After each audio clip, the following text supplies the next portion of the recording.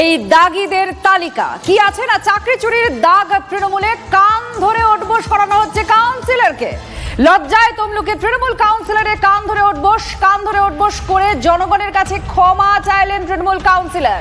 দেখুন, তৃণমূল কংগ্রেসের নাম ছড়াছড়ি রয়েছে, তাদের ঘনিষ্ঠদের, এমনকি বিধায়কের মেয়ের, কাউন্সিলরের নাম পাওয়া গিয়েছে এই দাগীদের তালিকায়। এবার এক কাউন্সিলর তিনি কান ধরে ওঠবোস করছেন, কারণ লজ্জা। তমলুকের কাউন্সিলর তিনি নিজেই ওঠবোস করছেন, বলছেন জনগণের কাছে ক্ষমা চাইছেন। সেই ভিডিও ভাইরালও হয়েছে।